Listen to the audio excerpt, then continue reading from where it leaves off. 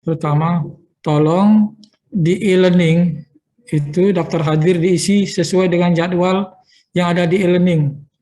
Jadwal yang di e-learning itu kan jam 8 untuk kelas apa, kemudian jam 10.30 untuk kelas satunya lagi. Sesuai itu ngisi daftar hadir. Kemudian gunanya daftar hadir itu dan juga assignment segala macam itu, tugas-tugas segala macam, termasuk juga kehadiran dosen, termasuk juga materi dosen. Jadi semuanya yang ada di e-learning itu, baik kegiatan proses belajar mengajar itu dipantau nanti oleh suatu sistem, jadi sistem e-learning, termasuk nilai segala macam itu dipantau di situ, ya. Jadi kalau saudara tidak mengisi daftar hadir, maka saudara saudara dianggap tidak hadir, ya. Gitu. Jadi tolong daftar hadir itu pertama. Kemudian aturan main, jadi ada 3 dosen masing-masing, ada waktu kuliahnya, kemudian jumlah kuliahnya juga ada, ya. Nah, karena waktu semester ini tinggal beberapa minggu lagi, jadi saya sepertinya tidak sampai 5 kali jatah saya, paling 4 kali, sisanya nanti Pak Elmi. Baru ditambah apakah kuis atau segala macam. Untuk penilaian juga, penilaian itu berdasarkan keaktifan kamu di kelas, di virtual kelas ini, keaktifan saudara, kemudian juga ada dikaitkan juga dengan kehadiran, dikaitkan juga dengan tugas-tugas rumah, home assignment, dikaitkan juga dengan nanti ada kuis, ya, ada mid semester, ada semester, itu semuanya dikaitkan semuanya ke situ.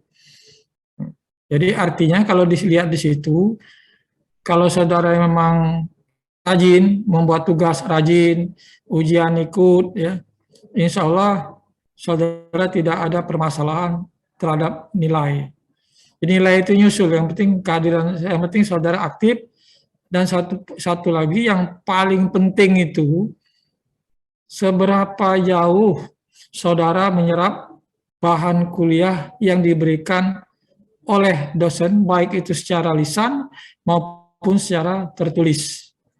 Itu, ya. Aturan main sudah jelas, persentasenya mungkin sudah dijelaskan waktu pertama kuliah. Kalau tidak, berarti itu mengikuti default yang ada dalam pedoman akademik untuk nilai-nilainya. Nah, sampai situ sebelum saya lanjutkan dengan pelajaran, dengan mata kuliah, ada pertanyaan?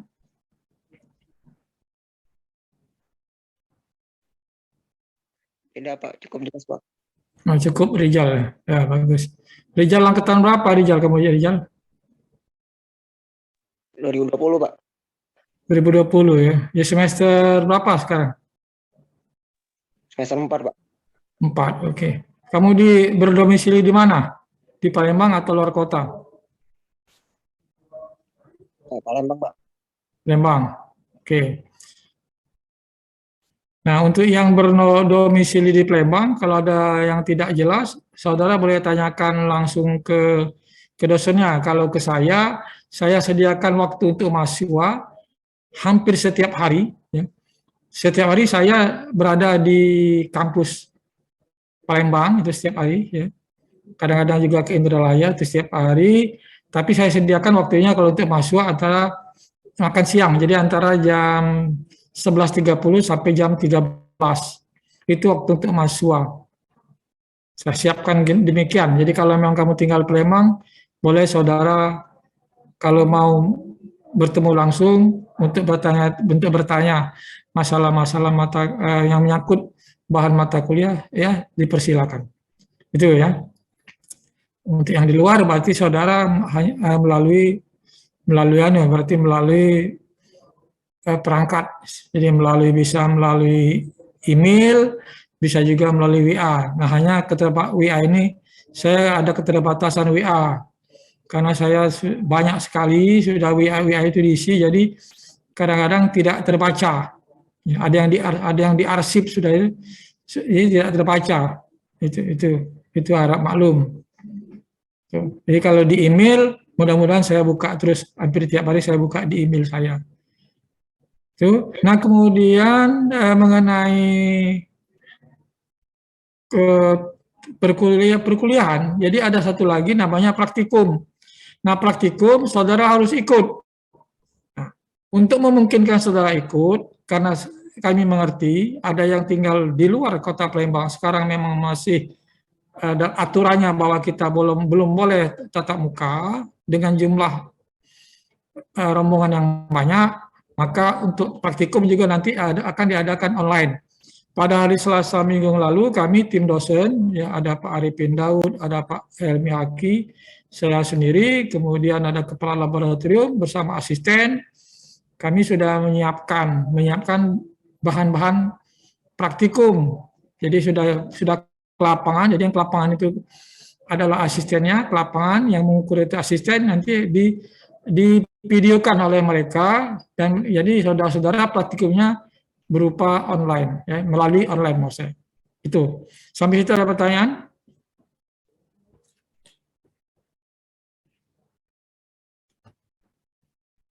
Cukup Halo? jelas, Pak. Izin Pak, Ya, silakan. kira-kira untuk awal praktikum online itu kapan ya Pak? Kapan ya maksudnya? Iya Pak. Waktunya ya. Nah, waktunya di bulan puasa ini. Saya kurang tahu tanggal berapa karena itu sudah diserahkan ke laboratorium hidro, ya. Jadi kita di laboratorium hidro. Jadi asistennya nanti yang menentukan, dan kepala laboratorium jadi Pak Topik Ari Gunawan, ya.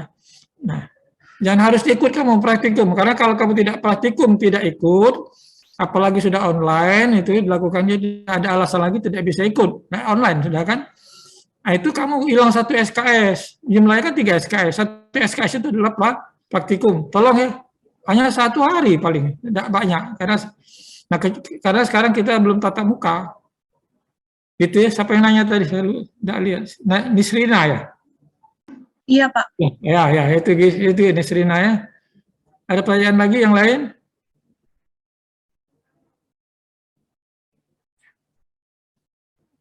Itu untuk praktikum hidrologi ya. Baiklah, kalau tidak ada, saya lanjutkan. Hari ini adalah pertemuan saya, kuliah saya yang kedua. Walaupun minggu lalu saya tidak langsung memberikan kuliah secara online, ya, hanya memberikan bahan, tapi itu adalah itu saya hitung kemarin itu adalah sudah satu pertemuan pertama, ya, itu pertemuan pertama.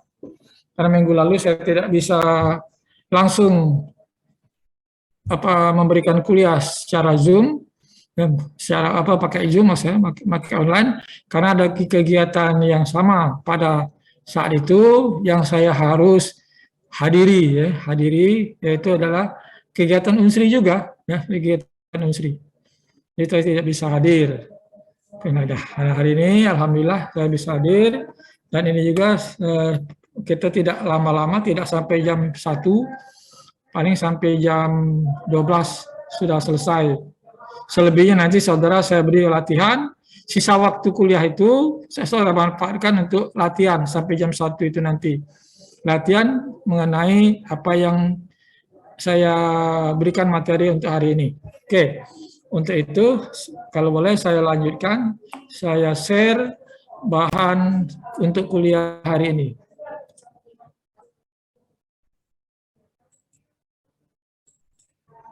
Sudah Pak. Oke, nah ini sebetulnya bahan kuliah minggu lalu, tapi saya akan mengambil yang di ujungnya. Masalah yang minggu lalu itu masalah hidrometri. Nah, ini nanti akan terbantu saudara waktu nanti ada praktikum. Jadi hidrometri nanti sebagian kuliah yang minggu lalu bahannya sudah saya berikan, itu nanti penjelasannya secara praktek di lapangan bagaimana itu akan diberikan melalui materi praktikum. Nah, ini saya mengambil yang ujung saja.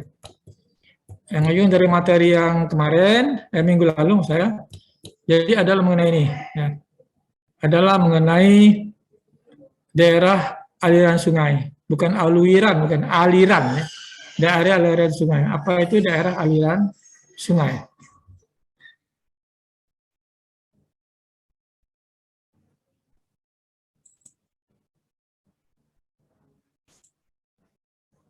Recording in progress. Nah, dari daerah aliran sungai, begini, saudara waktu pertama kali masuk belajar hidrologi, saudara sudah dijelaskan apa itu siklus hidrologi.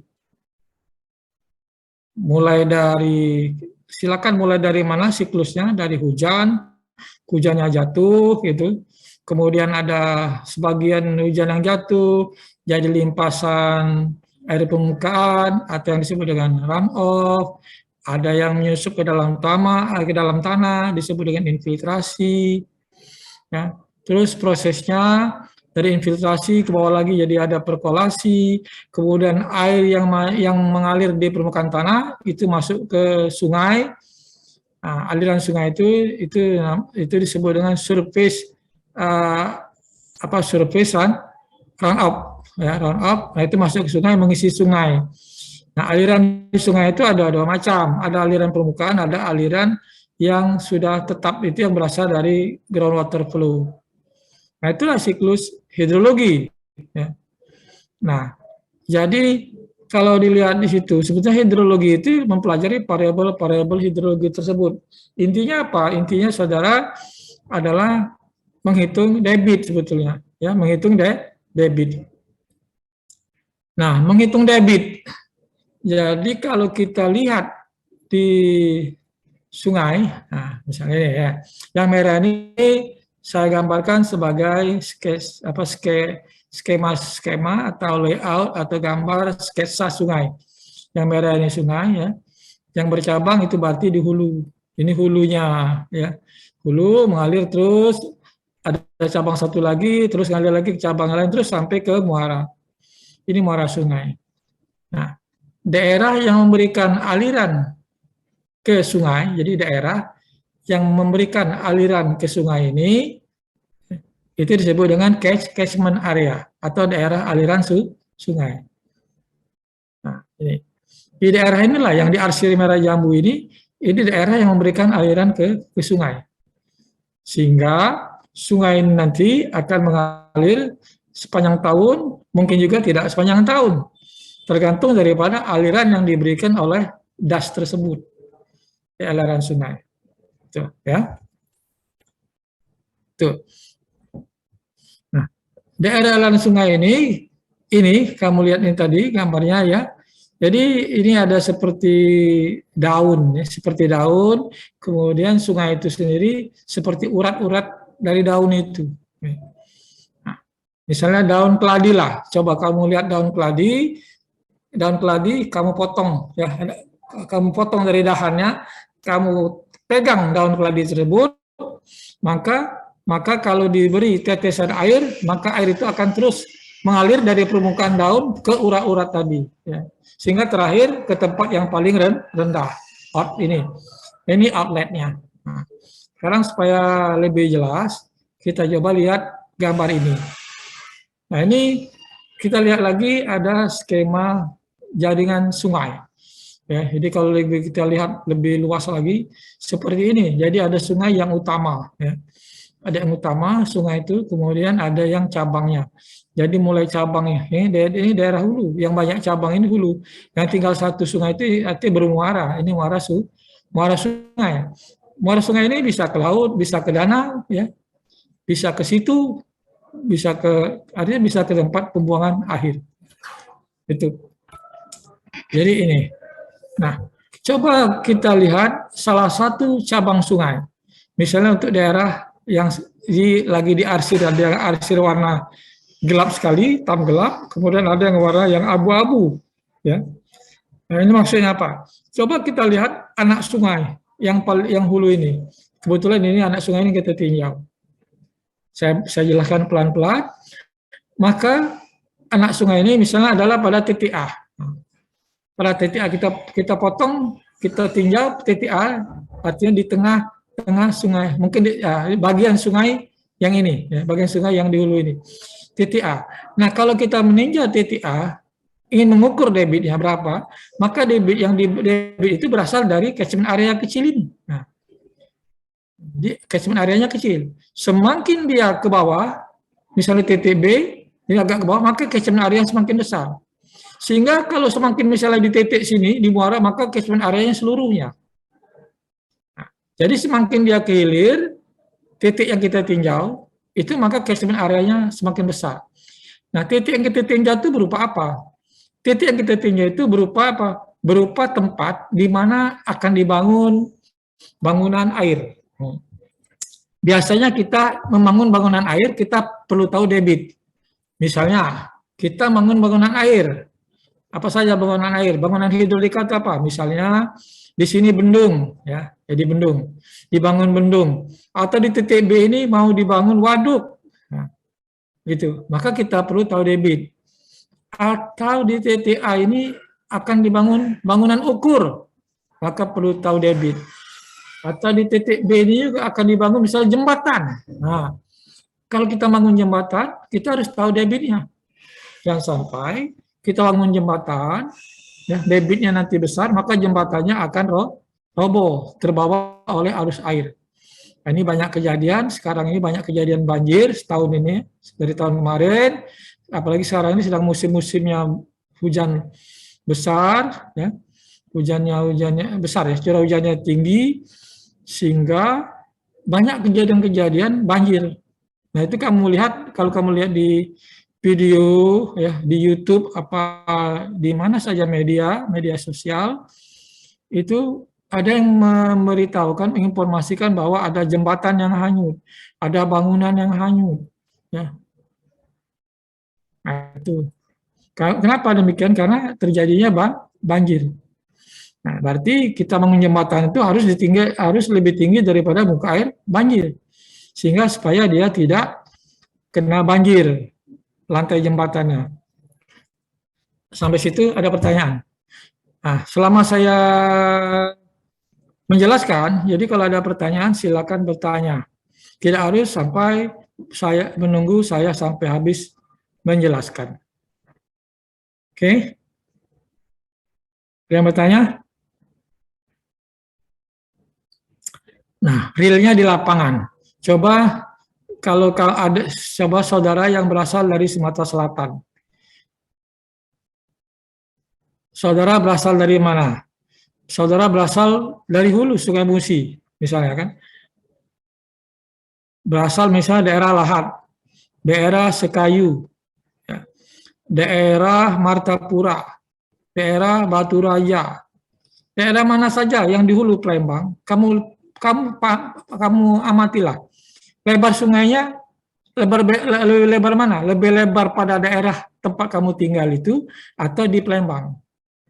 Ya, mana yang lebih lebar sungainya? Si Reja Iskandar dari mana, Reja? Reja Iskandar? Dari Palembang, Pak. Palembang. Ada yang bukan dari Palembang? Si Rio Agustinus dari mana, Rio? Dari Palembang. Oh, Palembang juga ya. Nicholas? Sama Pak, Palembang juga Pak. Ada yang dari luar Palembang? Nggak ada? Siapa tadi? Bulan, Pak. Bulan, dari mana Bulan? Di Jambi, Pak. Jambi. Nah, Jambi, oke. Jambinya di mana? Di kota Jambi, Pak. Oh, di kota, berarti kan Sungai Batanghari. Kamu Iya. sudah pernah belum ke bagian Jambi yang ke hulu? Misalnya ke Kerinci atau ke Bungo atau kemana? Sudah pernah pergi? Belum pernah, Pak. Nah, tidak bisa bandingkan juga. Nah, kalau Palembang dengan Jambi tidak bisa dibandingkan sungainya. Maksudnya yang satu aliran sungai. Kan lain, sungainya jauh berbeda dia muaranya tidak sama. Yang muaranya sama ada yang di Sumatera Selatan. Nah, kalau kamu amati, maka sungai yang di hulu Palembang itu di hulu, ya. Hulu itu artinya di berlawanan arah dengan sungai. Berlawanan arah dengan aliran sungai itu hulu. Tidak. Kalau arahnya sama arahnya dengan aliran sungai itu di hilir gitu. Nah, itu kalau diamati maka sungai yang di hilir itu lebih lebar, lebih besar, ya. Lebih lebar, lebih dalam gitu. Kenapa? Karena tadi catchment areanya lebih besar. Gitu, ya. Nah, sekarang kita lihat potongan. Maksud potongan itu apa potongan? Ya kalau kue itu kamu potong, misal kamu ada kue, kamu potong, misalnya kue apa misalnya? Ya kue yang berbentuk roti lah, roti kamu potong. Apa yang terlihat dalam potongan itu? Isi roti itu apa? Ya. Potongan itu ada dua, namanya potongan melintang, ada potongan memanjang. Ya.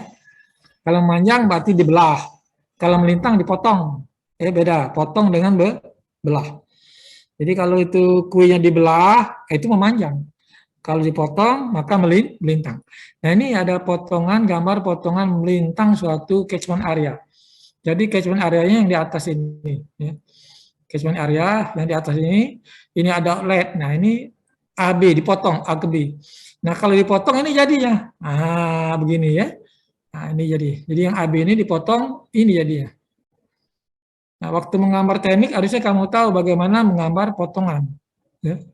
Pakai AutoCAD bisa, pakai manual juga bisa.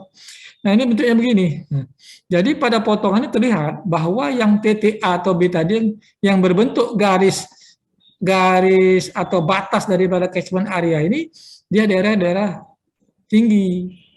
Ini enggak? Nah, sehingga kalau bisa ada hujan, maka ada yang keluar, ada yang masuk ke daerah aliran sungai tersebut. Tuh ya. Ini kalau dilihat. Nah, dan ini catchment area yang sungainya ini sungai. Nah, yang ini sungai. Sungai yang mana ini? Nah, ini kan kalau dipotong ini sungai ini, yang sebelah kiri ini sungai sebelah kanan. Oke, ya saya cepat kasih sedikit. Ini hanya pendahuluan mengenai catchment area. Apa itu catchment area? Nah, kemudian debit itu dari mana airnya, gitu kan? Nah, jadi tadi saya menjelaskan catchment area. Nah, di sungai. Nah, waktu belajar hidrometri di sungai atau mekanika fluida dan hidrolika, maka kalau di sungai atau saluran, bagaimana menghitung debitnya? Coba saya tanya dulu. Coba ingat-ingat. Bagaimana menghitung debit? Ada yang ingat bagaimana menghitung debit? Menghitung debit.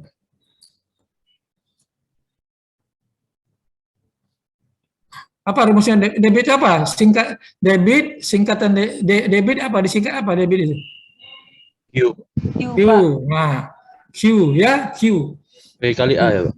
Nah, Aliran dikali luas penampang. betul. Jadi A itu luas penampang, kemudian dikalikan kecepatan, ya. P kali A. Mengapa kecepatan itu? P itu velocity, ya. Bahasa Inggrisnya P itu adalah velocity, kecepatan.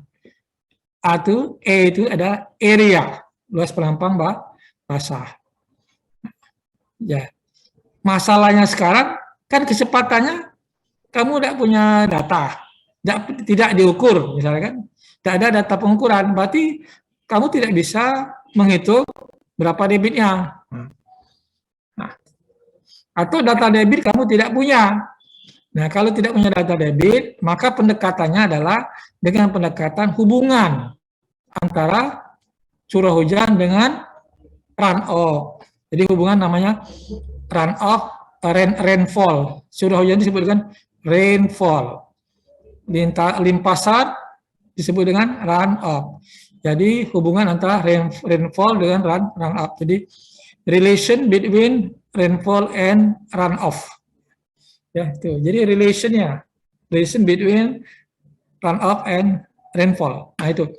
Jadi pakai hubungan itu. Nah, kalau di hidrolika ya begini, hidrolikanya Q sama dengan P kali A. Nah, nanti kalau di hidrologi bukan Q kali PA, bukan Q sama dengan P kali A, tapi nanti ada rumus lain. Itu untuk hidrologi. Baiklah, kalau sudah yang ini saya izinkan tutup ini. Saya tutup sambil saudara bertanya, kemudian sambil saya menjelaskan saya share ya. Saya share PowerPoint satu lagi. Ini saya share.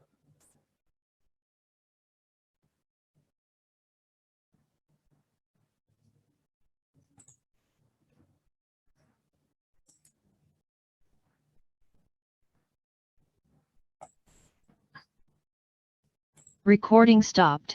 Nah, ada pertanyaan di situ? Yang tadi, ini yang saya share PowerPoint warna kuning, ini kelihatan? Kelihatan, Pak. Kelihatan. Nah, ini saya share hari ini. Yang tadi adalah saya share minggu lalu. Sebelum saya mulai yang judul baru, jadi statistik in hydrology, ya. Jadi statistics in hydrology. Jadi khusus ada bukunya namanya statistik dalam hidrologi, ya. Statistik in hydrology. Nah, ini sebelum saya mulai ini ada pertanyaan? Dipersilakan.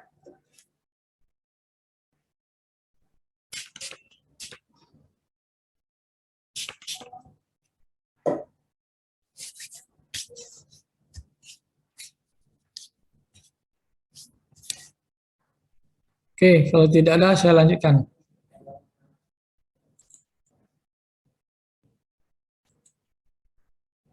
Oke, statistik metodologi, ya.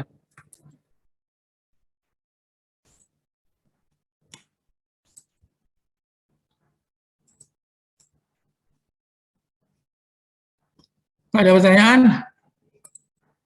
Oke, kalau nggak ada, mudah-mudahan kamu mengerti. Oke. Recording in progress. Nah, jadi judul kita tadi adalah Statistics and Hydrology, ya. Nah, ini learning outcome-nya, jadi luaran daripada pembelajaran ini, jadi supaya kamu tahu apa konsep parameter statistik dan bagaimana menghitung distribusi kemungkinan. Kemudian mahasiswa dapat menganalisis variabel rencana hidrologi. Nah, jadi kita ini dalam desain nanti, dalam desain ada namanya rencana. Nanti di struktur, kamu kalau belajar struktur ada namanya nanti beban rencana. Ya, beban rencana. Jadi dia bebannya itu ada namanya beban rencana. Nah, di dalam nanti dalam hidrologi juga ada namanya curah hujan rencana, kemudian debit rencana, gitu, ya. Jadi debit design, curah hujan design. Jadi untuk desain itu besarannya dinamakan curah hujan rencana, curah hujan ataupun debit rencana. Jadi curah hujan rencana atau debit rencana atau dalam struktur beban rencana itu adalah sesuatu input, ya. Kalau hidrologi misalnya curah hujan rencana, jadi curah hujan yang mewakili sudah. Kalau debit yang mewakili. Nah, seperti apa? Nah, itu. Nah, hidrologi itu variabelnya apa saja? Coba variabel waktu kamu belajar beberapa waktu yang lalu. Ada misalnya curah hujan. Saudara perhatikan, curah hujan hari ini dengan besok pada jam yang sama ada? Besarannya tidak sama. Muka air sungai pada jam yang sama hari ini dengan besok pada jam yang sama ada? Tinggi muka air sungai tidak sama. Jadi artinya variabel hidrologi itu dia tidak pasti. Dalam bahasa statistiknya random, acak, ya. Dia random, acak. Dia random apa? Random apa? Acak, ya. Dia tidak pasti, dia acak. Nah, untuk itu maka harus dianalisis secara statistik. Yang untuk apa? Untuk mencari yang bisa mewakilinya itu, ya. Jadi itu yang bisa mewakili itu angka berapa itu dianalisis statistik dikaitkan dengan probability. Ya. Jadi dia dikaitkan dengan probability.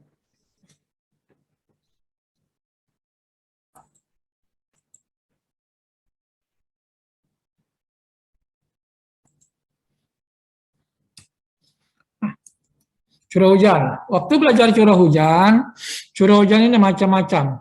Ada curah hujan harian.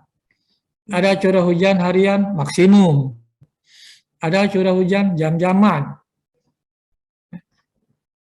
Itu. Yang dibutuhkan yang mana? Yang dibutuhkan adalah curah hujan selama minimum 10 tahun terakhir. Bukan 10 tahun, 10 minimum. Tidak harus 10 tahun. Jadi boleh 12, boleh 20. Nah, ini banyak terjadi kesalahan. Misalnya dia punya data selama 20 tahun. Karena ada tulisan 10, diambil 10. Jangan, semakin banyak dia semakin bagus. Nah, curah hujan rencana dihitung dengan analisis frekuensi. Kalau R itu sebagai simbol curah hujan, rainfall, ya. R dalam kurung T. Nah, T itu adalah periode ulang. Maka curah hujan rencana, bacanya begini, RT itu bacanya adalah curah hujan rencana. untuk periode ulang T sama dengan curah hujan rata-rata ditambah standar deviasi dikalikan faktor frekuensi. Nah, di mana faktor frekuensi itu sendiri tergantung periode ulang dan jenis distribusi kemungkinan yang dipakai. Awas, bukan jenis distribusi, tapi jenis distribusi kemungkinan. Jadi probability distribution, bukan distribusi, lain. Distribusi dengan distribusi kemungkinan itu lain. Kalau distribusi itu penyebarannya, tapi kalau distribusi kemungkinan atau probability distribution, jadi penyebaran daripada kemungkinan yang terjadi. Nah, kemudian curah hujan itu sendiri tergantung ruang, dan juga tergantung waktu. Apa maksud curah hujan tergantung ruang? Curah hujan misalnya di Palembang, begini. Jadi di Palembang curah hujan pada saat yang sama di Palembang dengan katakanlah di Pelabuhan Bom Baru atau di pelabuhan udara. Jadi pada tempat yang lain, tempat yang tidak sama, maka besarannya tidak sama. Bahkan kalau tempat kamu hujan di tempat lain belum tentu hujan. Nah itu maksudnya tergantung ruang. Jadi curah hujan. Jadi rainfall depends on space. Rainfall depends on space. Nah, kemudian curah hujan tergantung waktu. Rainfall also depends on time. Jadi rainfall also depends on time. Nah ini saya berikan data curah hujan. Ini data curah hujan yang diperoleh dari pengamatan manual. Jadi curah hujan itu dicatat. Pencatatnya bisa, cara pencatatannya bisa manual, bisa menggunakan menggunakan alat pencatat hujan otomatis. Nah, kalau dia secara manual, inilah data yang diperoleh. Jadi, misalnya ada tanggal 1 sampai 30, kemudian Januari, Februari untuk bulannya. Nah itu curah hujan misalnya pada bulan Januari 0,4. Nah ini besarnya pada pada tanggal 3 0,4 mm. Pada tanggal 4 40,3 mm. Nah gitu. Nah, kemudian ini kalau dijumlahkan per bulan, nah oke. Nah, jadi ini namanya curah hujan harian yang sebesarnya 0,4, 40,3, 11,2, 10 dan seterusnya ke bawah ini besarnya namanya curah hujan harian. Kalau dijumlahkan di total, maka dia namanya adalah curah hujan bulanan. Kalau dalam setahun itu seluruhnya di total namanya curah hujan tahunan. Nah, jadi ada curah hujan harian, curah hujan bulanan, curah hujan tahunan. Bahkan ada curah hujan 2 mingguan. Itu ya. Itu mengenai curah hujan. Nah, ini hubungan bahan kuliah sebelumnya. Nah, ini ada rumus rasional, namanya rumus rasional, yang menyebutkan begini, bahwa Q itu adalah 0,278 CIA, di mana C ini adalah koefisien limpasan, I ini adalah intensitas hujan, A ini adalah catchment area. Nah, luas catchment, bukan luas penampang saluran, bukan, tapi luas catchment. I-nya intensitas hujan. Nah, intensitas hujan adalah kedalaman hujan dibagi dengan waktu. Jadi curah hujan itu dihitung kedalamannya, berapa milimeter. Ya, itu dicatat. Nah, jadi untuk intensitas hujan ini ada rumus namanya rumus Mononobe ini ya, bahwa I sama dengan R24.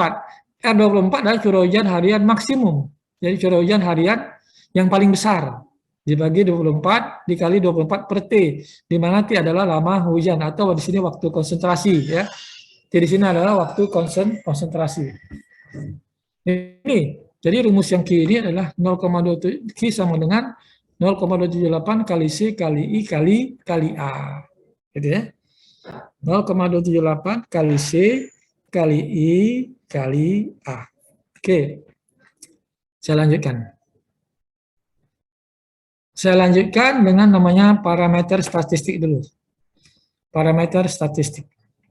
Ini sudah belajar. Sebetulnya waktu kamu belajar statistik. Coba saya tanya dulu. Fahrian, Emparian ada? Emparian? Halo? Emparian?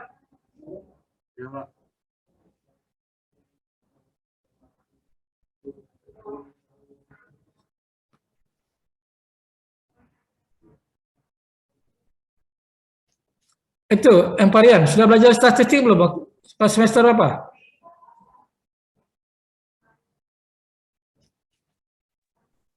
Sudah.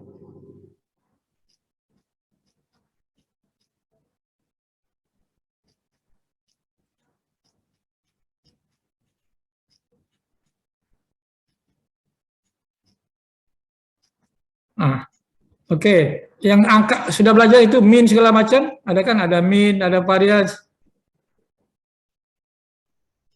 Iya. Oke, bagus ya. Jadi masih ingat. Ini jadi ini di sini nanti akan diingatkan kembali, saudara. Oke, bagus.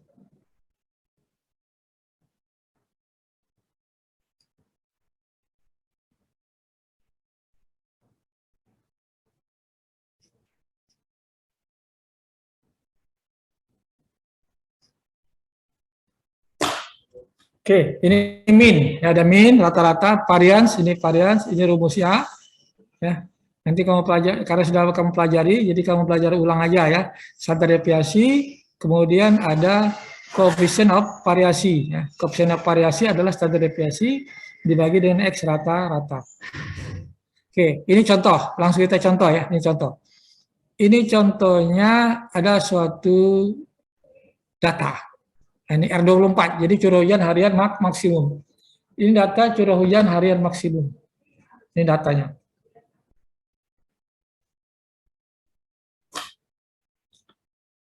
Tahun 2024 ya, itu curah hujan harian maksimumnya 96, 2005 113 dan seterusnya. Coba ini berapa data ini jumlahnya? Ini coba. Anissa, berapa data itu Anissa? Anissa ada, Anissa?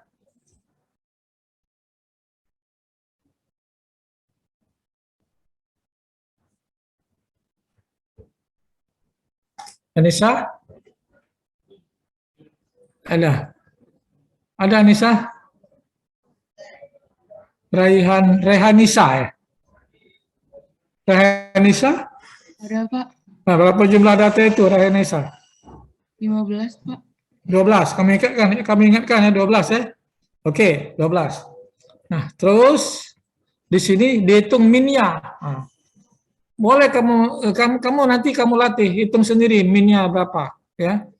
Modusnya berapa? Semua modus tidak diminta, yang minta tuh makanya ini kan dia pakai aplikasi Excel. Nah, kalau bisa kamu pakai Excel boleh, tapi jangan pakai yang toolnya ya, tool hitung statistik, kamu hitung sendiri mau saya itu ya.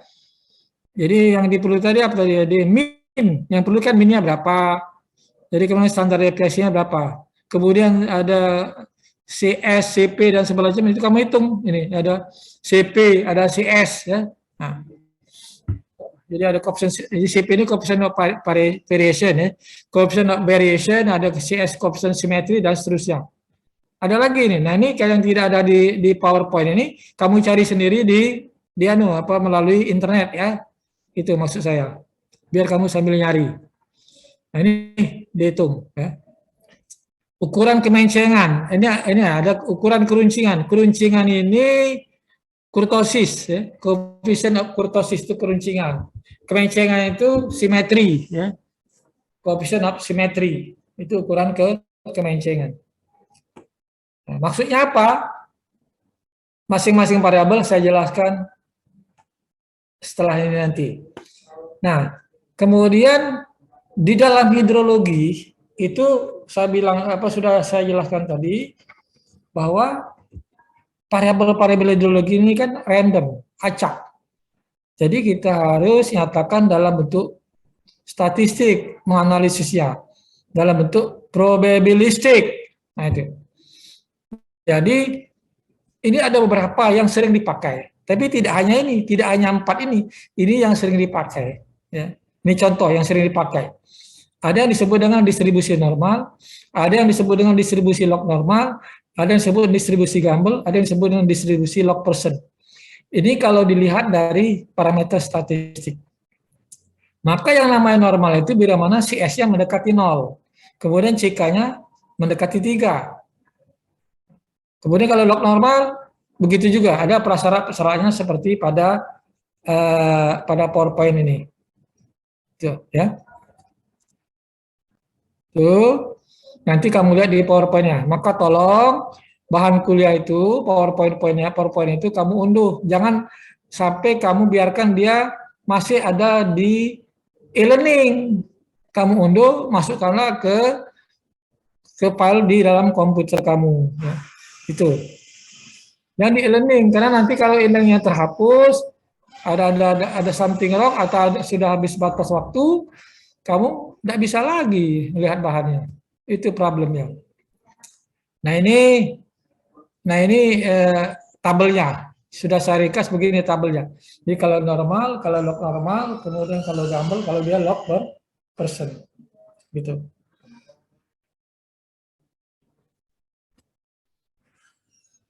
Nah ini contoh lagi, ya, ini saya ambil dari buku, ada buku karangan Sumartono.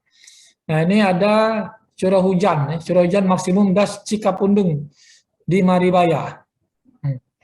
Itu ada berapa data? 40 data. Nah dari 40 data ini, ya itu dapat rata-ratanya standarisasi dapat. Nah ini nanti juga akan jadi PR kamu, ya. Bukan PR, setelah ini kamu kerjakan. Ya. Jadi supaya kamu memang praktek untuk menghitung apa yang standar deviasi, standar koefisien variasi dan seterusnya. Yang saya bilang tadi yang tidak ada di PowerPoint kamu cari di internet. Misalnya yang tidak ada itu misalnya di situ coefficient of skewness ya.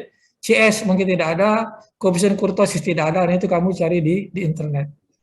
Oke. Nah dari sini maka dia dapat dianalisis bahwa karena CS ya, skewness coefficient ini adalah CS ini 0,24 ya. Kemudian kecil ya 0,24, coba 0,24 mana 0,24. Kalau CS ini mendekati 0, ya, 0,24 kecil, jangan beda kecil, 0,24 kecil, maka dia mendekati normal. Berarti dia disimpulkan, bukan dia dianalisis, menurut dia adalah distribusi normal. Nah, dan ada kata-kata yang lain yang di sini, penggambarannya dalam kertas probabilitas dapat lihat dalam gambar. Nah nanti ini cara menentukan apakah dia normal, distribusi itu normal, log normal dan seterusnya, itu cara pertama dengan melihat parameter statistik. Jadi ini adalah dengan cara melihat parameter statistik. Kemudian cara kedua dengan grafis, dengan menggambarkan data-data ini di kertas probability, di atas kertas grafis. Ini bisa. Bisa juga dihitung dengan namanya uji kecocokan nanti, mungkin pada pertemuan minggu depan. Nah ini contoh lagi, ya ini contoh. Mau saya begini, kamu ngerjakannya jangan pakai aplikasi langsung ketemu ya, langsung dapat standarisasi. Ikutin cara kerjanya begini. Ya, jangan sampai kamu langsung dapat angkanya sekian. Yang kita inginkan, kamu melatih. Jadi kamu harus exercise diri kamu sendiri. Ya. Jadi you have to exercise yourself ya, to find out the result. Jadi kamu harus mencoba melatih diri supaya bisa mendapatkan hasilnya. Itu. Nah ini sudah saya berikan contoh begini kan. Nah ini contohnya sehingga nanti dapat di sini resultnya begini. N-nya sekian, varian sekian. Ini tolong saudara kerjakan begini. Itu untuk tugas pertama nanti. Nah, kemudian ini dari hasil ini kamu lihat dari ini tadi dari tabel mana yang paling mendekati. Ya. Setelah dilihat ini ada close ya. Ini kan ini ada hasil perhitungan, ada hasil perhitungannya ya. Di sini kelihatan hasil perhitungannya. Ini 3,38, dia mendekati 3, dekat.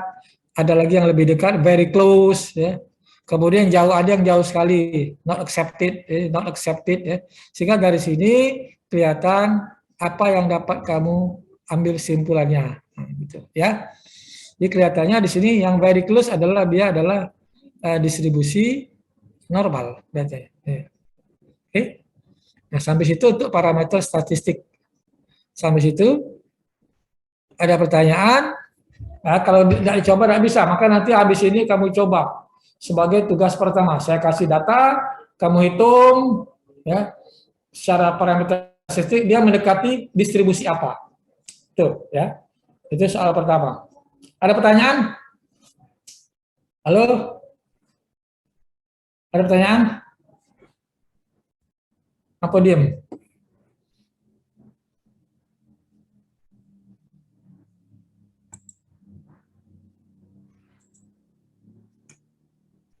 Recording stopped. Nah, jadi begini ya. Jadi kita cara belajar yang penting pertama-tama supaya kamu semangat belajar ini agak nyimpang dari ideologi, tapi saya berikan motivasi kepada saudara. Pertama, saudara harus punya motivasi untuk belajar.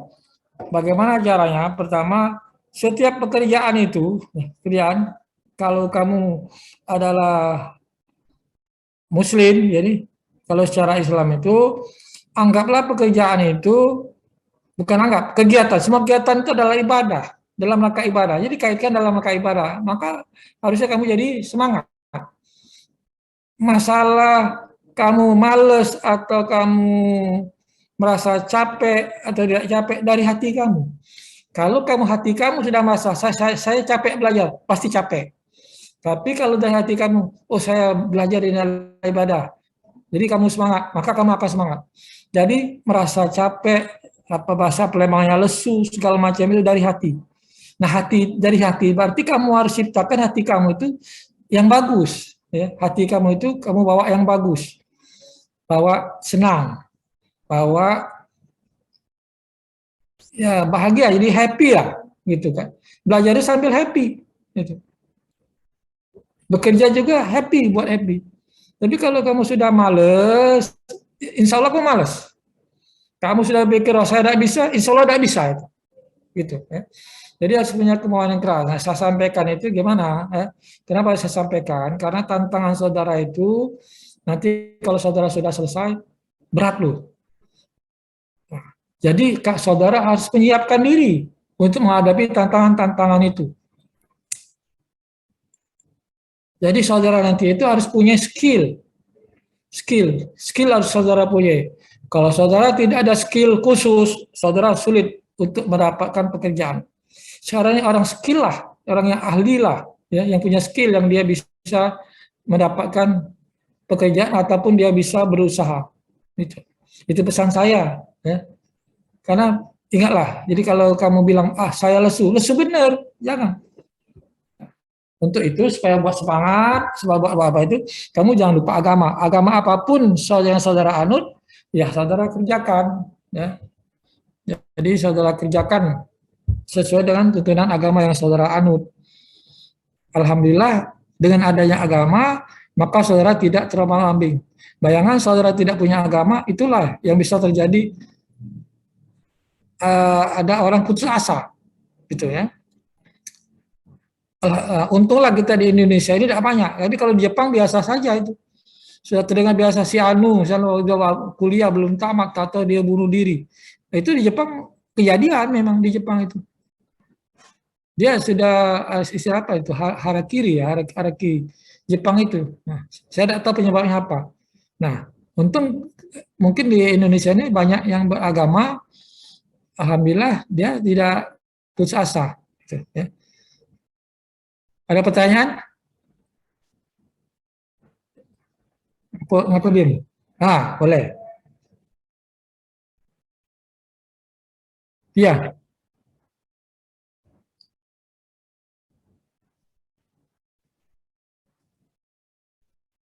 Yang mana itu? Ini.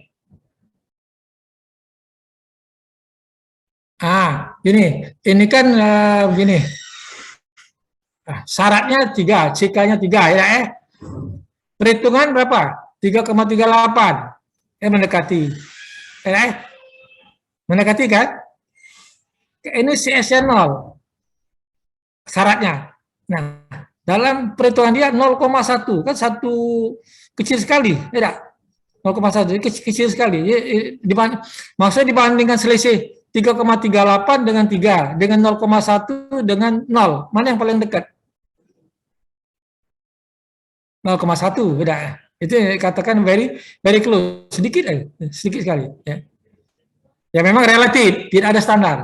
Dia tidak ada standar. Kalau sudah 0, sekian itu very close. Ya. Ini kan 0, berapa digit? Ini 2. Ya. Ini satu digit sama-sama satu digit, tapi ini kan sekitar 0,2, ini 0,1. Memang lagi-lagi ini adalah tidak ada standar, gitu ya.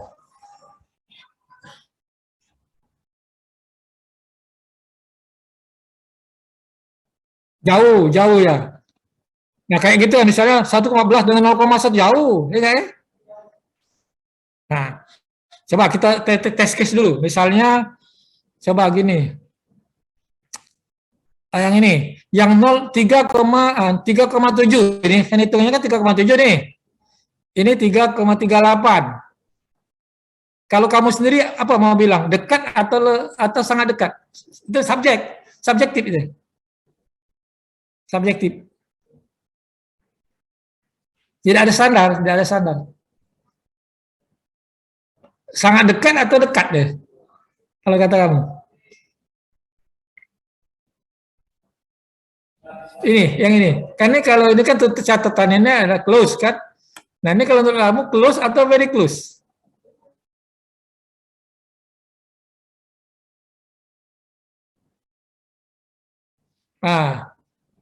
Ya, jangan ikuti ini kan dari penilaian kamu nanti, gitu ya. Nah, yang jelas beda, ini kan ini bedanya 0,4 nih kak ya, sekitar 0,4 kan, 0,4 dibandingkan 0,1 berarti lebih dekat. Memang yang very close ini mungkin bukan very close, agak lebih dekat lah, closer, closer, ya. Ini closer, bukan very close ini. Yang paling tepat adalah closer. Maka saya bilang tadi subjektif. Itu caranya ya. Siapa tadi? Siapa tadi bertanya tadi? Oke. Ya. Bagus. Oke, kita lanjutkan. Saya sambil beri motivasi dan saya lanjutkan lagi. Ya. Pokoknya semangat ya, semangat. Belajar semangat. Yang tidak semangat, harus semangat. Semangat susah kita ya. Sudah tuh cita-cita kamu tinggi, haruslah punya mimpi. Jangan penakut. Penakut dalam berjuang. Berjuang untuk kehidupan kamu. Berjuang. Cobalah nanti habis tamat ini saya mau kemana. Apa kamu mau sekolah lagi, atau kamu mau sekolah tempat yang bagus, atau kamu mau merantau ke luar negeri, silakan. Itu namanya cita-cita. Tanpa cita-cita tidak bisa. Kalau kamu mengharapkan misalnya jadi yang instan, memang bisa terjadi, tapi kan tidak, probability-nya kan kecil, probability tidak besar. Oke, sekarang probability. Nah, apa itu probability? Kemungkinan. Bahasa Indonesia adalah kemungkinan. Probability. 1. Jadi suatu ukuran ya, kecenderungan terjadinya sesuatu kejadian ya. Jadi suatu ukuran kecenderungan terjadi sesuatu ya. Jadi kejadian sesuatu itu terjadi ya. Measure itu ukuran ya. Ukuran how likely, bagaimana kecenderungan, like itu how likely ya. Jadi bagaimana kecenderungannya.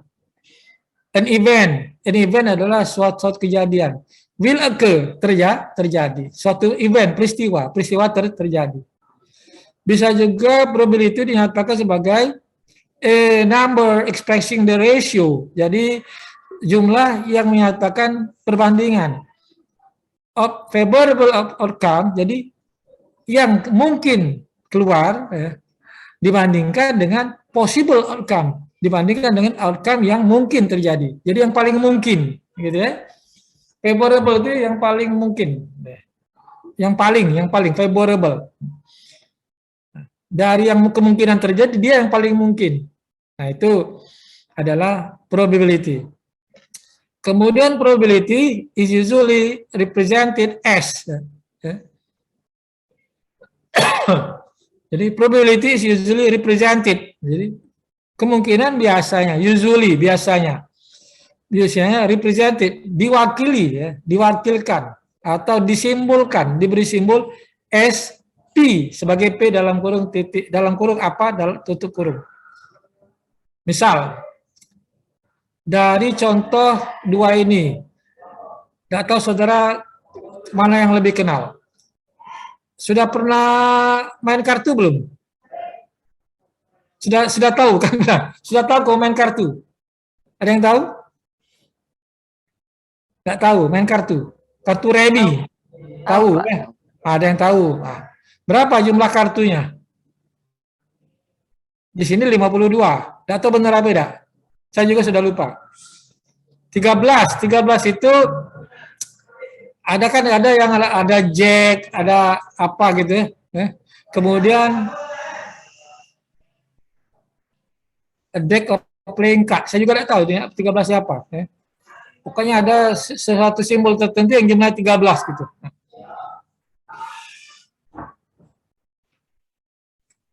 Saya langkahkan. Yang paling enak nomor 2 aja.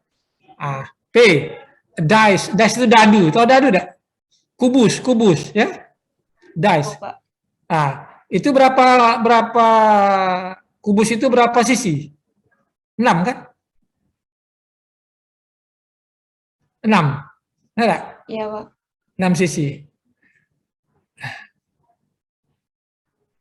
Nah, kalau kita misalnya kita goncang atau kita putar itu, jadi kemungkinan satu sisi itu muncul berapa? Nah, 1/6. Itulah namanya probability. Yang lebih ini lagi begini, kamu misalnya ikut ujian, katakanlah ujian TOEFL atau ujian sekarang ini di Unsri itu USEP. Tahu USEP itu apa tuh? Sudah pernah dengar kata USEP? USEP?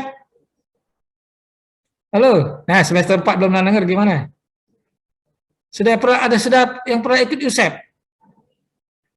Belum, Pak. Nah, USEP itu apa? USEP, apa USEP?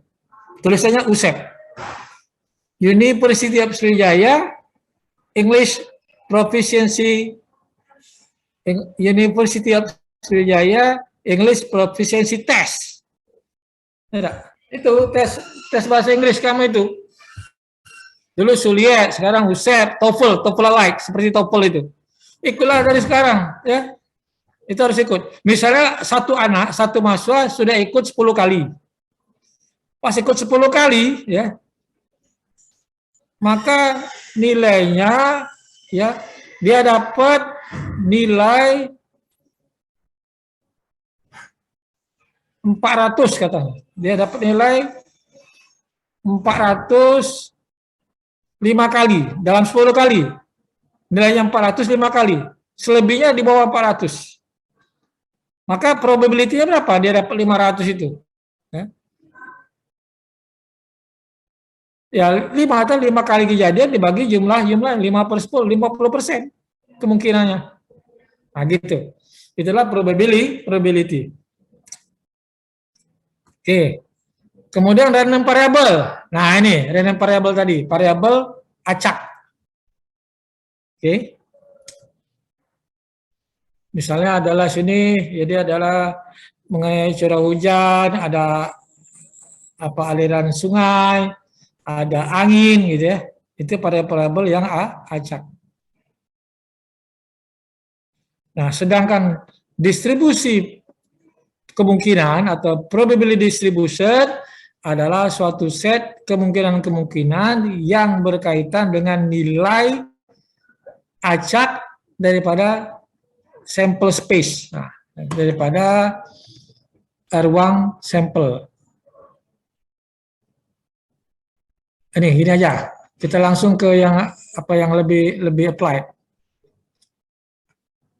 Begini.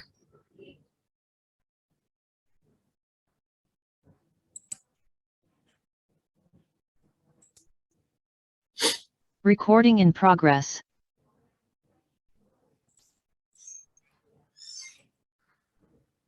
Nah, ini istilah-istilah sampel. Sampel, apa itu sampel? Sampel is a finite set of observation. Jadi suatu rangkaian pengamatan X1, X2 sampai dengan Xn daripada random variable. Kemudian, jadi apa itu sample space? Sample space itu adalah suatu ruang, ya.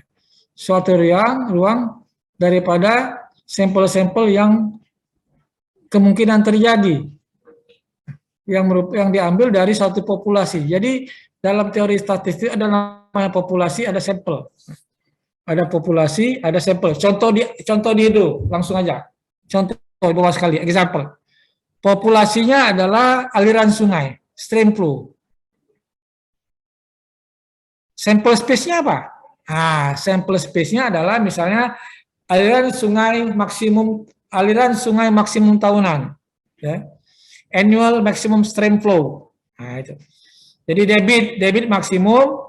debit sungai maksimum tahunan, atau debit rata-rata harian, daily average stream flow, itu sampel space-nya. Sampelnya apa? Kamu mengamati debit maksimum tahunan selama kamu mempunyai pengamatan debit maksimum tahunan sebanyak 100. Nah, itu yang 100 pengamatan itu adalah sampel. Oke. Itu ada populasi, ada sampel. Itu waktu belajar statistik. Ini ada random sampling sebagainya, itu waktu belajar statistik saya lakukan aja. Nah, ini yang summary statistik, ya, cara perhitungannya. Nah, kemudian ini kalau ini adalah distribusi probability distribution, ya, dan distribusi kemungkinan, maka dia bentuknya begini, di mana F ini ada angka mu, ini adalah angka rata-rata. Jadi di sini ini x-nya, ini adalah rata-rata di tengah, ini harga x ini adalah fungsi daripada x, ya. Probability daripada x, ini kemungkinan x terjadi. Nah, kalau standar deviasinya kecil, maka bentuknya menguncup begini. Ya. Kemudian kalau dia agak flat, maka standar deviasinya besar. Ini kan, ini tengah-tengahnya adalah mu-nya rata-rata. Nah, kemudian apa itu coefficient skewness? Kalau si S-nya lebih kecil daripada 0, ya, skew itu menceng kiri, menceng kanan. Nah, kalau di arahnya ke kiri, maka si S lebih kecil dari 0. Kalau, ya, maaf, kalau dia mencengnya, ini terbalik, ya. Kalau dia ke kiri, ini ke kiri, ya, terbalik, ya, positif, terbalik, ya. Jadi yang ke kanan itu adalah positif skew, ya, yang kanan, positif skew, pada panahnya terbalik. Yang kiri adalah negatif skew, ya, miringnya ke kiri. Itu maksud daripada coefficient of skewness. Jadi saya condong distribusi kemungkinannya itu ke kiri atau ke kanan. Kalau kurtosis dia ke atas atau ke bawah. Ya.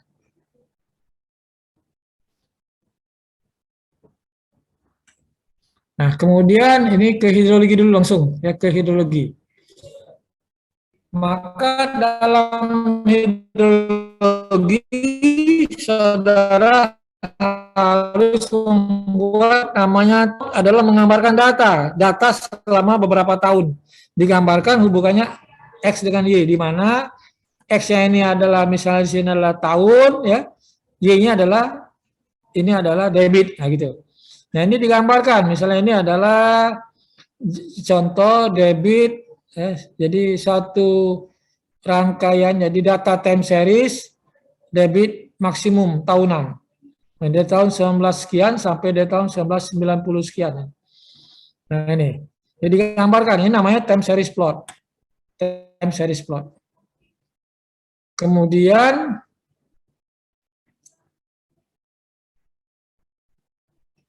time series plot juga, ya, bisa bentuk bar chart, bisa juga bentuknya begini, bentuk grafik sama. Kemudian ada satu lagi namanya adalah frekuensi histogram. Apa itu frekuensi histogram? Ya, frekuensi histogram. Kalau time series plot menggambarkan X tadi adalah data, Y adalah besaran data. Tapi kalau dia frekuensi histogram, bukan besaran data, tapi jumlah kejadian. Jumlah kejadiannya berapa? Jumlah kejadian. Maksudnya, misalnya ini, debit maksimum untuk batasan dari sini sampai sini. Saya tidak terlihat angkanya, ini berapa. Ya. Misalnya dengan angka kisaran ini debit maksimum 50. Ya, 50 meter kubik, 50 CFS. Berapa kejadiannya? Ini mendekati 90 kali. Nah, gitu. Terjadi mendekati 90 kali, maka digambarkan begini. Nah, ini namanya adalah frekuensi histogram. Nanti kalau di latihan dia lebih jelas.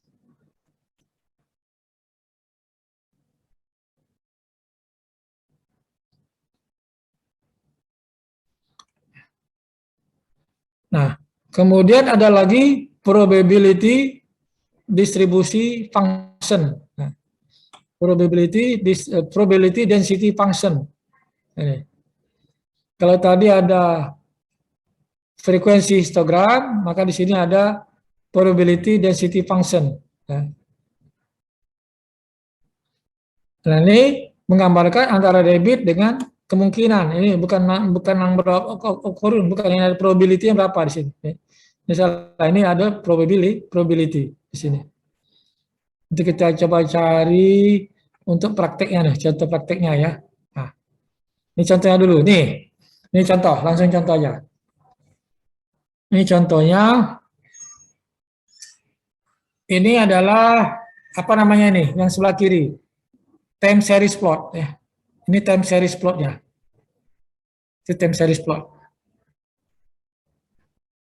Jadi tahun kemudian besarnya presipitasi. Nah, ini kita bagi di sini ya. Di sini dibagi di sini adalah datanya dibagi dalam 16 data berapa kelompok ya? 1, 2, 3, 4, 5, 6, 7, 8, 9, 10. Dibagi 10 kelompok ya.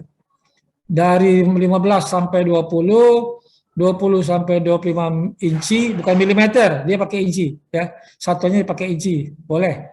30 sampai 35 dan seterusnya. Ini contohnya misalnya sekarang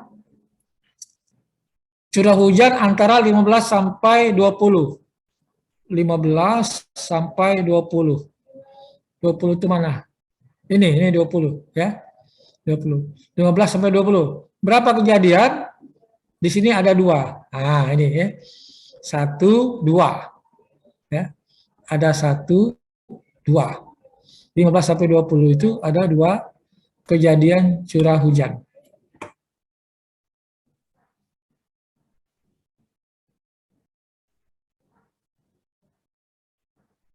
Kemudian 20 sampai dengan 25. Ini berapa? Berapa kejadian? 20 sampai dengan 25. Nah, memang kalau sudah jadi plot begini agak susah, tapi kalau dia berupa data, enak bacanya.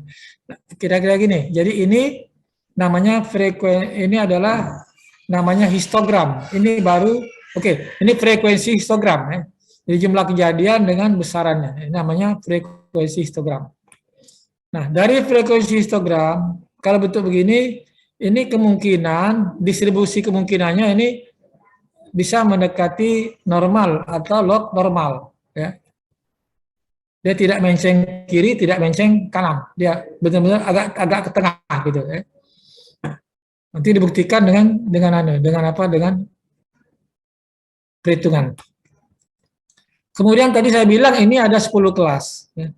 Ini ada 10 kelas kan, 1, 2, ada 10 kelas tadi ya. 1, 2, 3, 4, 5, 6, 7, 8, 9, 10. Dari mana dia menentukan 10? Ada rumusnya. Jadi pertama data itu kamu bagi kelasnya dulu. Nah, jumlah kelas itu rumusnya begini, 1 ditambah 3,322 log n, di mana n adalah jumlah data. Nah, kalau jumlah data yang 14, nah, jadi ini jumlah kelas ya, jumlah kelas minimum ya, jumlah kelas yang minimum ini begini. Jadi kalau jumlah data yang 14, maka didapatkan 5 kelas. Jadi 5 kelas itu jumlah minimum. Itu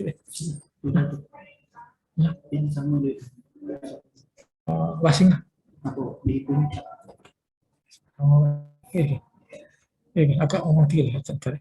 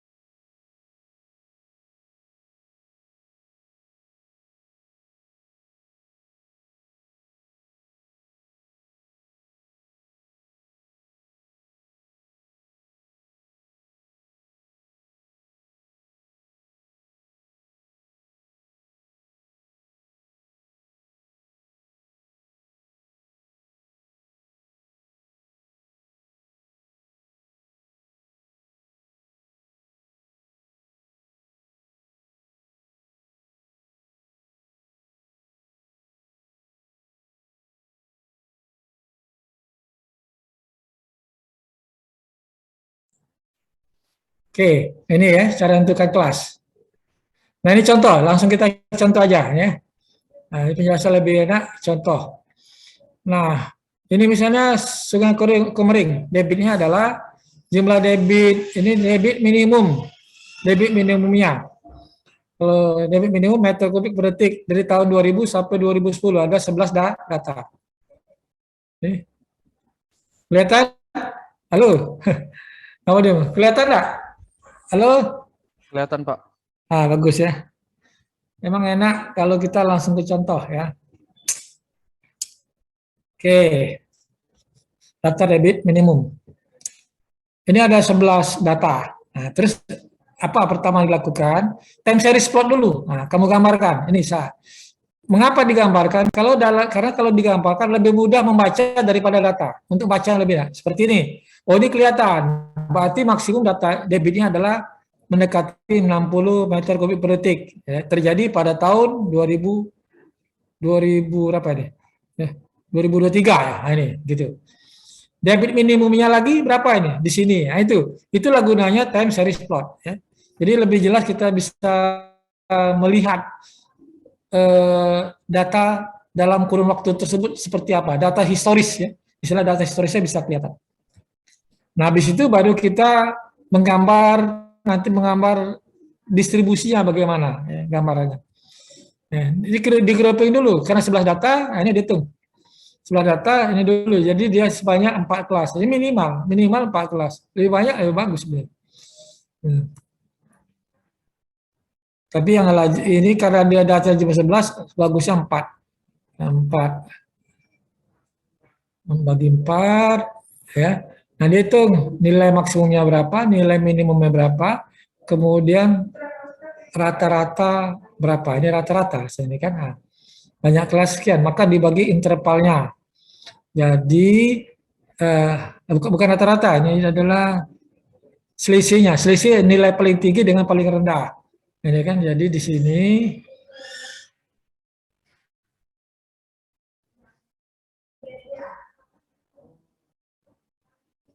tidak kelihatan ya, saya naikkan.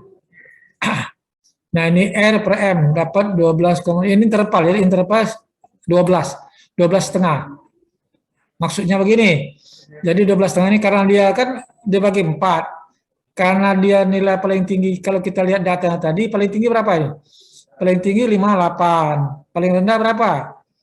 Paling rendah tadi, di sini kan datanya, paling rendah adalah 8,5. Maka selisihnya adalah 50 dibagi dengan 4 yang 50 tadi. Ya.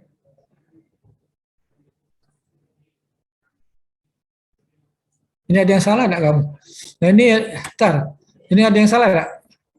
Ada yang salah nih, kamu tidak perhatiin. Jadi R tadi berapa R-nya? Kan 50. Kok ini jadi 127,5,4? Salah kan? Halo? Lihat enggak kamu? Iya, Pak. Iya, salah. Maka saya bingung kok jadi gitu. Jadi ini koreksi ya. Koreksi. Ini bukan bukan apa nih?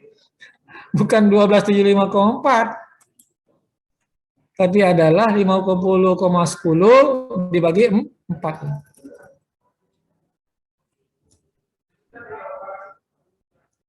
Nah, dapatlah 12,525. Oke, kita teruskan lagi. Bentar.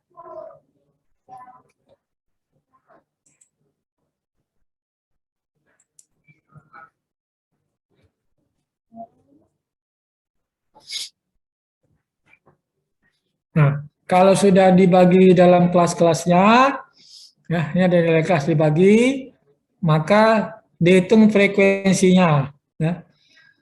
Misalnya ini, antara 8,5 sampai dengan 21,3. Ini berapa kejadiannya? 8,5, 21,3. 8,5 ini, 21,3 nggak ada kan? Ini 2. Ada 17 kan, berarti ada 2 nilai. Benar nggak? Coba lihat.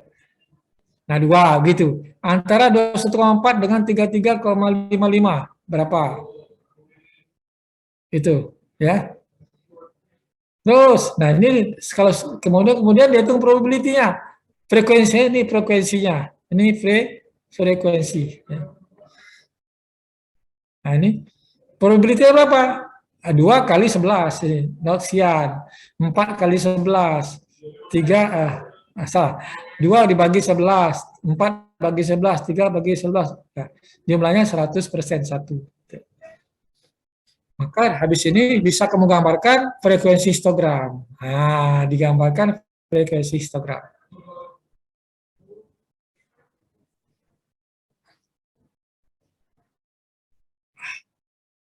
Habis digambarkan frekuensi histogram, bisa digambarkan probability mass function-nya. Ya.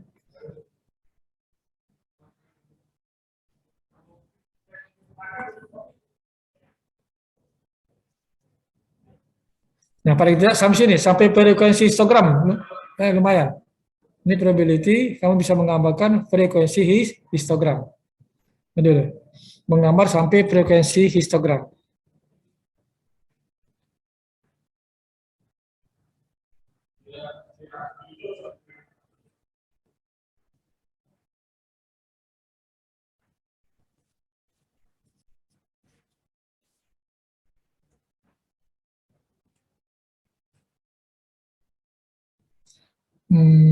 Frekuensi histogram.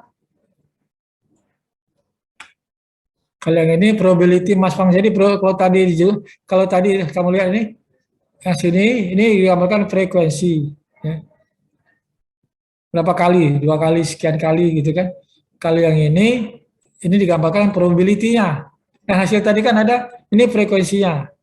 Nah, kalau frekuensi ini, jadi histogramnya ada 2. Ada frekuensi histogram, jadi hubungan antara berapa kali ini kejadian ini dengan besaran yang terjadi. Kalau yang ini yang frekuensi histogram. Ada lagi probability mass function. Kalau probability itu adalah ini angka probability ini. Jadi 0,1 dengan 14,77, 0,36 dengan 27,3 dan seterusnya. Ini jadi gini. Maaf yang ini. Jadi probability mass function. Nah, itulah cara perhitungan parameter statistik. Itu baru parameter statistik.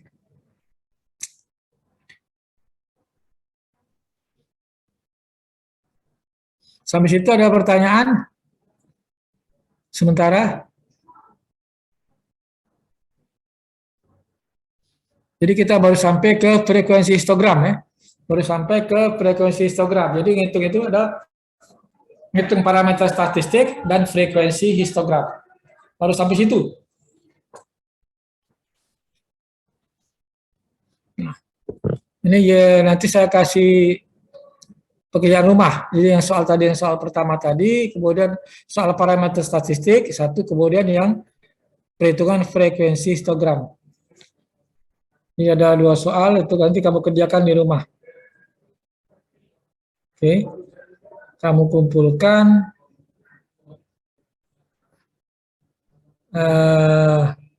Minggu depan lah.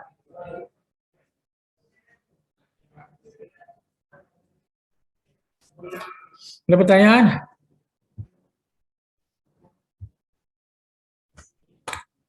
Kalau tidak saya teruskan lagi ya.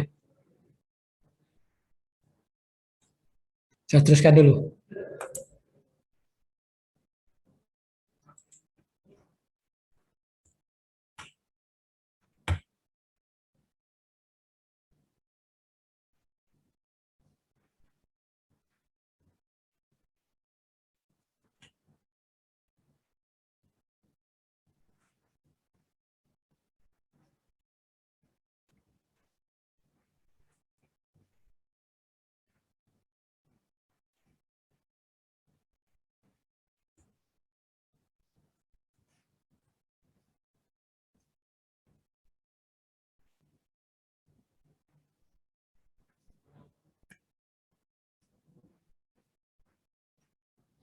Kalau saya lihat ini, jadi bahan kita kan baru sampai sini nih. Baru hitungannya sampai ke frekuensi histogram. Kemudian tadi kaitannya dengan distribusi kemungkinan. Bahwa distribusi kemungkinan itu nanti ada yang sering dipakai itu ada normal, ya, namanya ada log normal, log persen, ada Gumbel. Nah sekarang kaitannya dengan yang saya kasihkan kamu tadi contohnya untuk apa? Nah ini paling tidak ada di sini ya, dari probability mass function ini bisa terlihat seperti sini. Ini kalau kamu buat grafik, ini kan caranya begini. Jadi dia kemungkinan bukan normal, dia agak ke kiri. Jadi kalau kamu hitung nanti ini CS-nya tidak nol, itu. Nanti CS-nya tidak nol. Jadi paling tidak secara gambaran bisa ketahuan bahwa ini bukan normal. Jadi distribusinya bukan distribusi normal. Jadi misalnya, jadi curah hujan itu, misalnya kamu punya data curah hujan. Ya. Curah hujan misalnya 10 tahun. Yang mana yang dipakai? Apakah rata-rata atau maksimum atau minimum? Bukan. Bukan rata-rata, bukan maksimum, bukan minimum. Yang dipakai nanti adalah curah hujan rencana. Yang dikaitkan dengan probability. Terus probability nanti dikaitkan dengan periode ulang. Nah, sekarang saya jelaskan. Coba saya lihat di sini ada tidak. Apa itu periode ulang? Ya. Apa itu periode ulang? Ya. Jadi probability itu P tadi. P adalah jumlah kejadian. Probability adalah jumlah kejadian dibagi dengan jumlahnya. Ya. Jadi probability adalah jumlah kejadian itu dibagi dengan kejadian jumlah kejadian dibagi dengan variabel jumlah variabelnya. Ada X1 sampai dengan X10 misalnya. Maka probability itu X1 itu berapa probability-nya, X2 berapa probability-nya.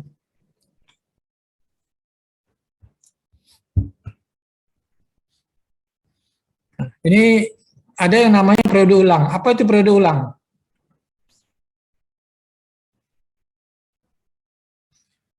Nah ini kita lihat dari PowerPoint ini yang ini. Yang ke kata-kata terakhir. If P is the probability of occurrence of an extreme event, then, jadi bila mana P itu adalah probability dari kejadian daripada suatu peristiwa yang ekstrim, maka periode ulang adalah seperti. Jadi periode ulang ini adalah seperti kebalikan daripada probability. Periode ulang kebalikan daripada probability. Itu rumusnya. Tapi pengertian dari periode ulang itu apa? Nah ini, awas hati-hati, ini ada. Latent period. Apa itu return period? Adalah interval kejadian rata-rata. Interval terjadi rata-rata antara peristiwa yang sama atau melebihi suatu batasan tertentu. Nah, susah ya bahasanya apa? Bisa ngerti ya? Rata-rata kejadian. Jadi interval bacanya begini. Interval kejadian rata-rata antara peristiwa-peristiwa yang menyamai atau melebihi daripada suatu batasan, threshold. Misalnya banjir sebesar 50 meter kubik per detik. Nah, misalnya ada banjir besarnya 50, banjir kejadian yang ini threshold. Thresholdnya apa? Misal thresholdnya adalah banjir 50 meter kubik per detik. Thresholdnya adalah 50 meter kubik per detik.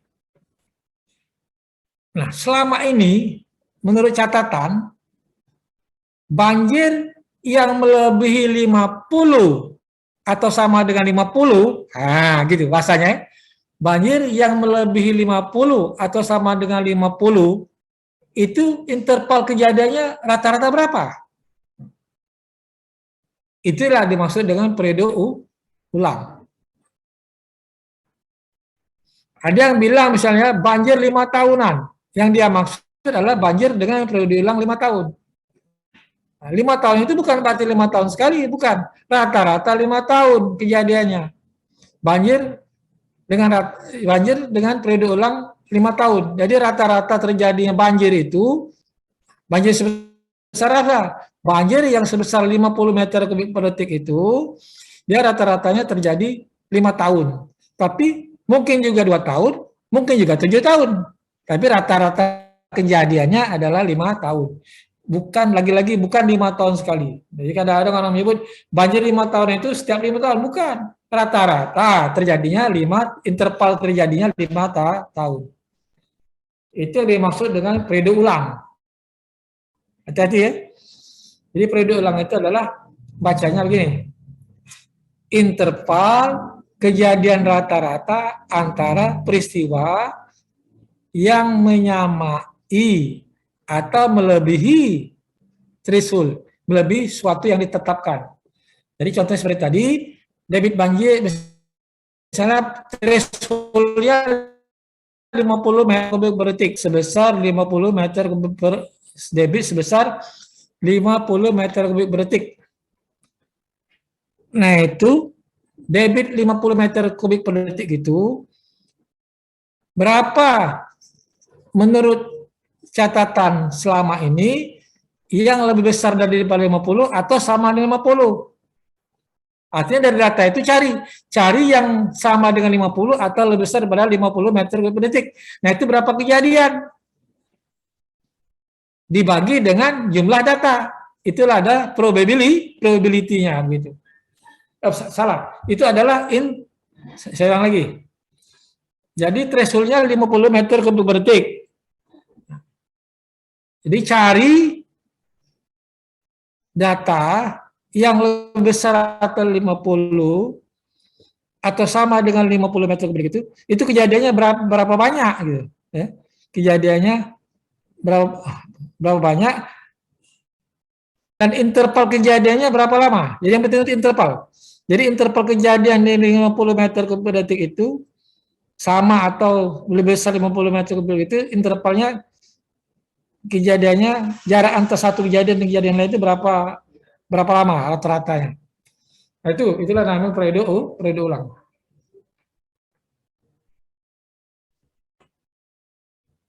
Itu periode ulang.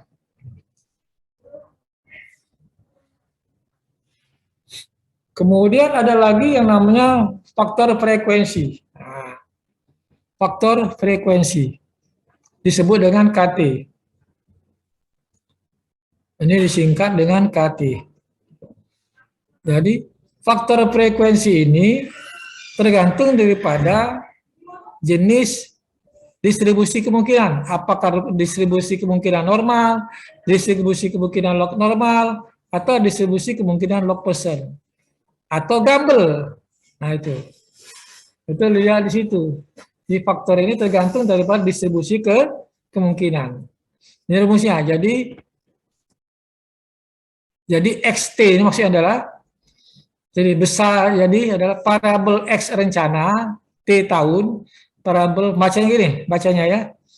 XT ini bacanya variabel X rencana dengan periode ulang T tahun sama dengan X rata-rata ditambah koefisien faktor ditambah dengan faktor frekuensi KT dikali dengan standar deviasi.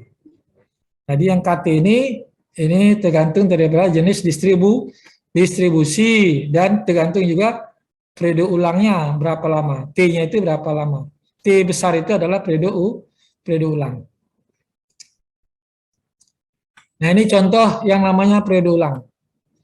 Nih, ini contoh ini time series plot tadi. Ini time series, data time series sudah diplot begini. Nah, ini threshold. Misalnya thresholdnya adalah 200.000 CFS. CFS itu apa? Cubic foot per second. Jadi kaki pangkat 3 per detik. Feet itu kaki ya. Satu kaki itu kira-kira kurang lebih 1/3 meter ya. 1 meter bagi 3 itu kurang lebih adalah sama dengan satu kaki. Feet atau foot ya. Foot kalau feet jamaknya feet ya 200.000. Nah, XT 200.000. 200.000. Nah, berapa kejadiannya? Yang ST yang untuk 200 ini 200. Nah, kalau kamu lihat dari grafik ini, merah ini 200 ya, merah. Nah, jadi yang lebih besar atau sama dengan 200 tadi ada berapa kejadian? Ada 3. Ada 3 kejadian. Yang ini 1, yang tengah 1, yang ini 3 kejadian. Lalu intervalnya kalau 3, berapa interval? Ada 2. Nah, sama dengan misalnya ada patok. Patoknya 5, maka intervalnya ada berapa? Kalau 5 patoknya? Ada 4 gitu. Nah, ini tadi ada intervalnya ada 2, ada 2 interval. Kurun waktunya 106 tahun. Jadi antara kejadian 1 dengan yang terakhir ini adalah jadi kejadian yang paling tinggi ini dengan yang ini selama 106 tahun. Gila ya. Selama 106 tahun. Sehingga periode ulangnya adalah 106 dibagi 2. Jadi 53 tahun. Rata-rata kejadiannya 53 tahun. Rata-rata. Nah, itu namanya periode ulang. Kemudian kalau untuk banjir rencana 100.000. Berapa periode ulangnya? Nah, banjir rencana 100.000. Berapa periode ulangnya? Ini yang warna biru. Jadi hitung warna biru nih, ada berapa kejadian? Ya. Dihitung. Kemudian jarak intervalnya berapa? Nah, kejadiannya di sini ada 8. Intervalnya ada 7. Ya. Ada 7 interval. Ya. Misal juga ini selama 106 tahun. Jadi 106 dibagi 7. Jadi rata-rata setiap 15,2 tahun. Itulah periode ulang.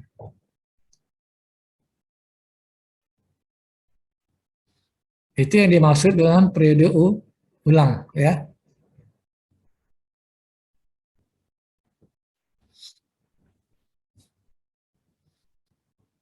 Ini data ini untuk 106 tahun. Ya. Jadi paling tidak hari ini nambah satu lagi, yang tadi sudah ada parameter statistik, ada macam-macam distribusi kemungkinan, kemudian ada cara menggambarkan time series plot, cara menggambarkan frekuensi histogram. Satu lagi, ini tadi adalah pengetahuan istilah periode ulang. Apa itu periode ulang?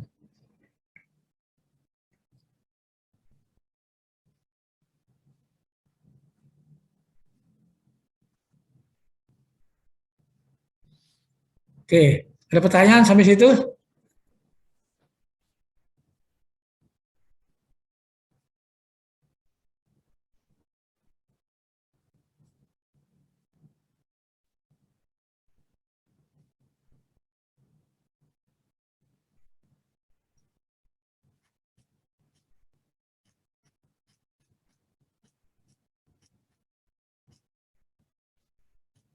Oke, untuk untuk itu ya.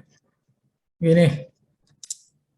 Jadi memang ini biasanya saya ngasih ini kalau untuk statistik dalam hidrologi ini paling cepat 3 sampai 4 kali pertemuan baru selesai dia. Ya. Kalau sekali belum apa-apa dia. Enggak sampai dengan 4 kali pertemuan. Jadi mungkin pertemuannya yang berikutnya kita hanya bahas ini, hanya bahas apa namanya itu statistik dalam hidrologi. Gitu. Nah, lagi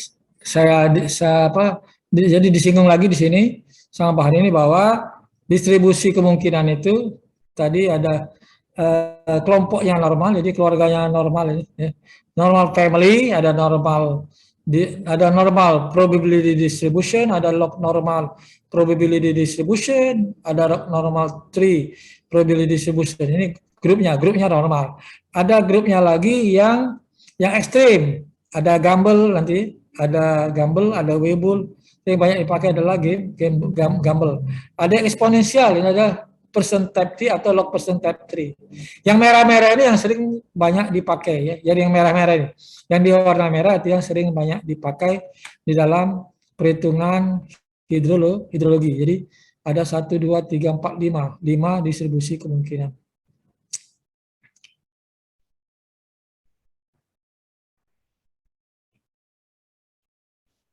Nah, kemudian ini ada yang lebih lengkap ya, perhitungan untuk CS, kemudian untuk perhitungan apa ini? CS, CK. Kita belum sampai ke ini, FX belum. Jadi CS sama CK untuk yang rincian apakah untuk normal, log persen dan seterusnya yang lebih rinci nanti kita lanjutkan minggu depan plus juga latihan-latihan. Ini yang untuk normal, log persen dan Gumbel. Minggu depan lagi yang terakhir baru uji kecocokan. Habis. Itulah bahan dari saya. Nah, untuk hari ini habis ini kamu kasih saya kesempatan mungkin 10 menit untuk mengupload soal. Habis itu kamu kerjakan dan saya batasi selama beberapa hari ya, mungkin tidak sampai seminggu.